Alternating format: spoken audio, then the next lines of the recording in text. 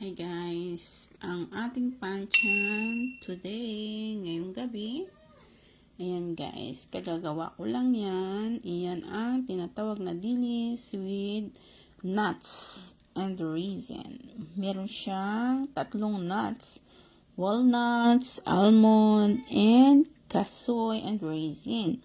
And then, meron tayong sibuyas na, ayan, sibuyas na pickles.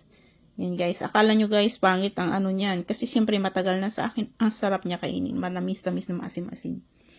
Ito ang bawang.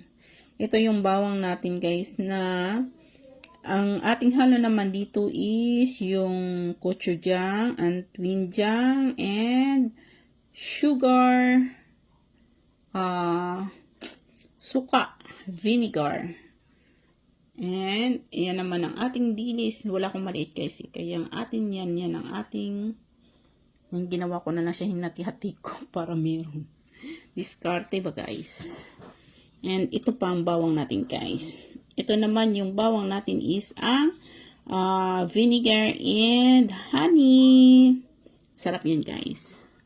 Ito naman yung bawang and soy sauce.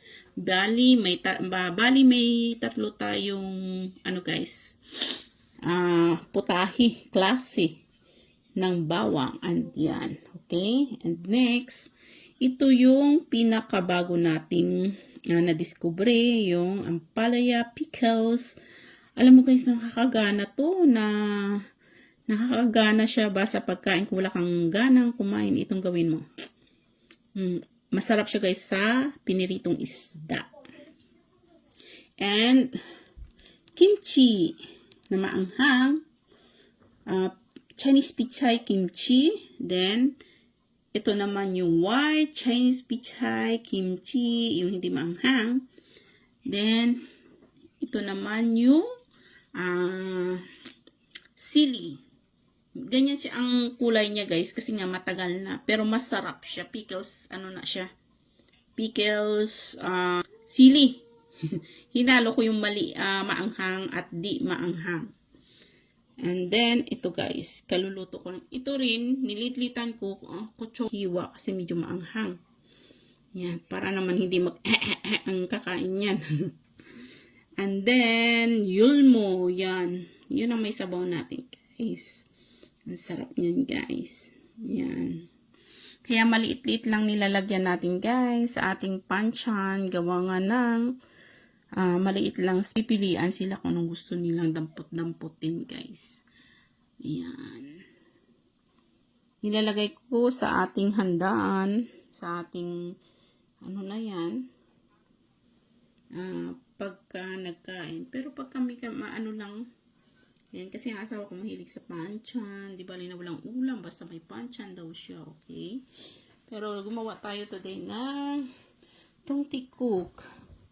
Hindi na natin pakita, guys. Ayan. Kaya, yan, maliliit-liit lang nilalagyan natin, guys. Kasi, syempre, may lang space ng ating lamisa. Pero, ayan siya, guys. Oh. Baka kala nyo, yan, oh. Yung mga ganyan-ganyan nilalagyan ko marami. Yan, guys. Ayan, oh. Ayan siya. Tanggalin natin yan. Lagay natin ulit sa ref. Pagkatapos ng kain. Kasi yan naman yan. Pag nilagay natin yan guys. Is konti na lang naman din maiwan yan dyan. Malakas sila guys sa side dish. Sa panchan.